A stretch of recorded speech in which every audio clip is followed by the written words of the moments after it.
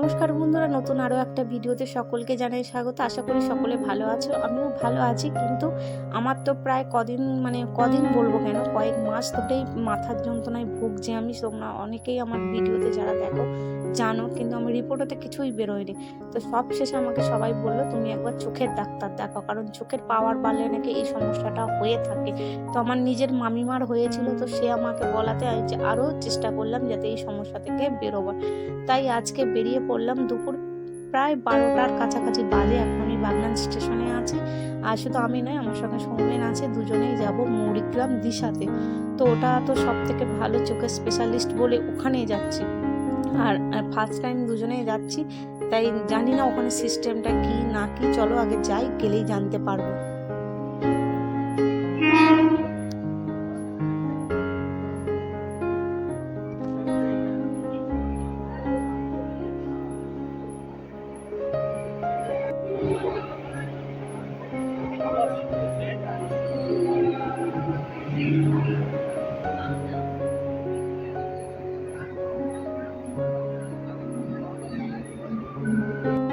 দিশা যাওয়ার একটা সুবিধে আছে কি বলো তো, ফোনেতেও তুমি নাম লিখিয়ে থাকতে পারো, আর ওখানে যেও তুমি নাম লেখাতে পারো। কিন্তু হ্যাঁ, আমি যখন আগের দিন নাম লেখাতে হয়, যেদিন যাবে তার আগের দিন ফোন নাম্বার আছে। তো আমাকে ছোট মামা দিয়েছিল, কারণ আমার ছোট মাইমাকে ওখানে দেখিয়েছিল।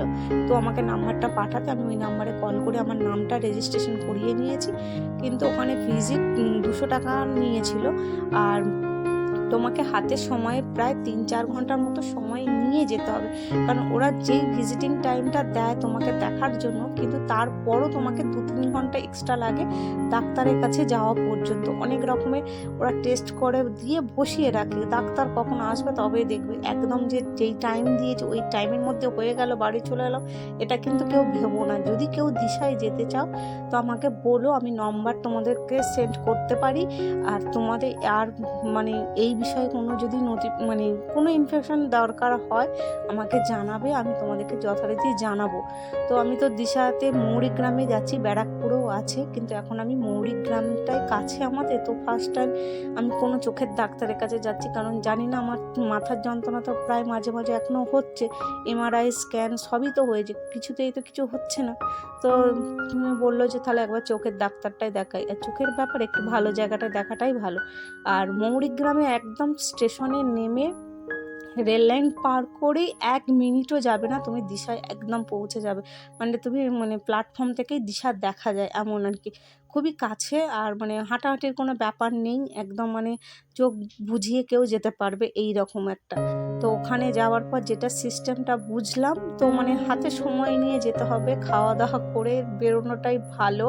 তো ওখানে নালে আশপাশে হোটেলও আছে, বা এমনি স্ট্যান্ড ওটা। তো ওখানে খাওয়া দাওয়ারও কোনো অসুবিধা হবে না, ফল বলো হোটেল বলো সব কিছুটাই পাবে। আর একদম রেল স্টেশনের কাছে। কিন্তু সৌমেন বিরক্ত হয়ে গেছিলো, ওই 2-3 ঘন্টাটার ওপরে আমাদেরকে সময় লাগিয়েছিল। হয়তো সৌমেন ভেবেছিল যে 2টোর সময় যাচ্ছি, 4টের মধ্যে বাড়ি চলে আসবো, কিন্তু না, আমাদের বাড়ি আসতে প্রায় 6টা বেজে গেছিলো। আর এই যে তোমাদেরকে বললাম না, একদম রেল লাইনের পাশেই একদম দিশা হসপিটাল। তো দেখো, এখান থেকেই একদম তোমাদেরকে দিশার সামনের থেকে ভিউটা তোমাদেরকে দেখালাম। তো দেখে আমাকে ডাক্তার তো দেখলো, দেখে আমার কোনো চোখের প্রবলেম বললো না, যে চোখে কোনো সমস্যা নেই, কোনো মাইগ্রেনেরও সমস্যা নেই। কিন্তু আমার এই মাথার যন্ত্রণাটা কেন হচ্ছে আজ পর্যন্ত কোনো ডাক্তার আমাকে ধরিয়ে দিতে পারলো না।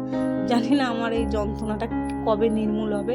তো আমাকে একটা ড্রপ দিয়েছে, তুমি ওষুধটা ওখান থেকেও নিতে পারো, আর তুমি চাইলে বাইরে অনেক জায়গা পাওয়া যায়, সেখান থেকেও নিতে পারো। তো আমাকে একটা ড্রপ দিয়েছে, আমাকে বলেছে 3 মাস কন্টিনিউ ড্রপটা লাগাতে। যদি তোমার চোখে কোনো প্রবলেম হয় তবেই এসো, নালে আসতে হবে না, এই রকম আর কি। আর আমার সাথে সাথে সৌমিনে যেহেতু এসেছিলো, ও বলে তাহলে এটা যখন চোখেরই স্পেশালিস্ট, চলো আমারটাও দেখিয়ে দেবো। ব্যাস, ওর চোখের যেহেতু পাওয়ার আছে বলে, ওর পাওয়ারটা হয়তো কমানো বাড়ানোর ব্যাপার ওকে বলেছে, আমি ঠিক জানি না। ওকে চশমাটা চেঞ্জ করতে হবে, এই আর কি। তো আমার তো ডাক্তার দেখাবার এবার লাইনে আছি, তো ওষুধ নিতে হবে। ওষুধ নিয়ে ব্যাস বসেই থাকাটা ছাড়া এখানে কোনো কাজ নেই। নাম এন্ট্রি হয়ে গেলে ব্যাস বিল দেখবে, তারপরে তোমাকে আবার বসে থাকতে হবে প্রায় 3-4 ঘন্টা। ব্যাস আমরা দুজনে এখন বসেই আছি, কখন ডাক্তার দেখবে তারপর মানে বাড়ির দিকে রওনা দেবো, এই আর কি। কিন্তু জানি না, আমার চোখের সমস্যা তো মানে নেই, কিন্তু মাথার যন্ত্রণাটা কবে ভালো হবে আমি জানি না। তো কেউ যদি আসতে চাও অবশ্যই কমেন্ট করে বলো, আমি তাহলে নিশ্চয়ই তোমাদের সাথে সেই ভিডিওটা শেয়ার